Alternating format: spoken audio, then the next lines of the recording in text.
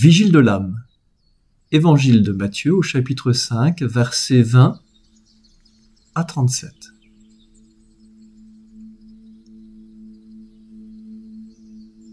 Jésus parle aux disciples, à ceux qui sont déjà proches.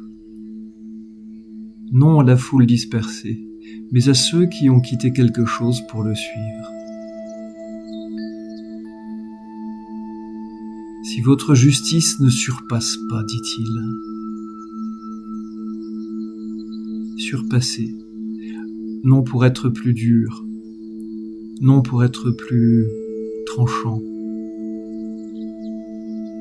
mais pour entrer plus en profondeur. La justice des scribes est précise, elle trace des lignes, elle distingue. Mais le royaume ne s'ouvre pas par des lignes, il s'ouvre par une source.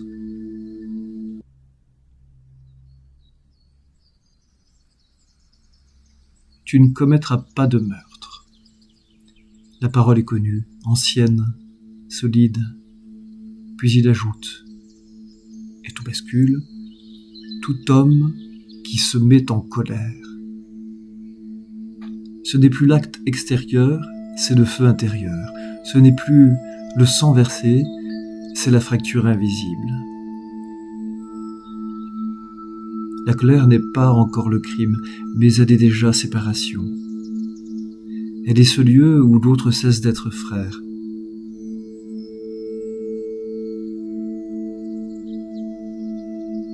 Ensuite, il ajoute « Tu ne commettras pas d'adultère ».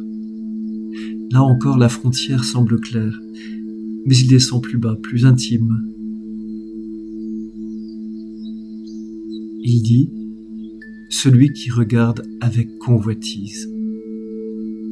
Le regard devient lieu sacré, ou lieu de chute. Avant le geste, avant le mouvement du corps, il y a une orientation du cœur, un regard qui peut bénir, mais aussi un regard qui peut posséder. Le royaume commence dans cette lumière-là.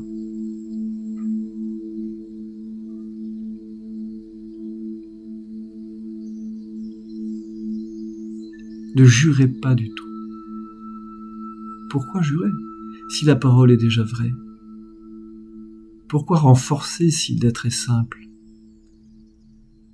Et il ajoute, que votre oui soit oui. Une parole sans fracture, sans double fond, sans calcul. Un oui qui n'a pas besoin d'être protégé, un non qui ne tremble pas. La justice du royaume n'est pas une tension supplémentaire, ce n'est pas un effort crispé. C'est une unification. Ne plus vivre à la surface des actes seulement, mais laisser la lumière descendre jusqu'à la racine.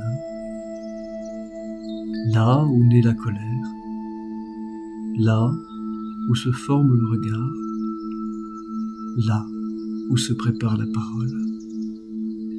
Il ne supprime pas la loi, il la conduit à son accomplissement invisible. Ce qui était extérieur devient intérieur et ce qui était frontière devient source. Et soudain, le royaume n'est plus une récompense future. Il devient un espace intérieur, un lieu sans division. Là où le cœur ne négocie plus avec lui-même. Là où le oui est un oui.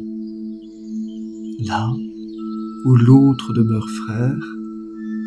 Là où le regard laisse vivre.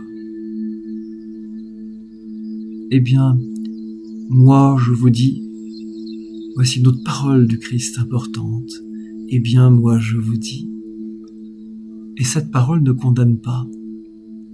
Elle appelle à une profondeur, à une justice qui ne tranche pas mais qui illumine.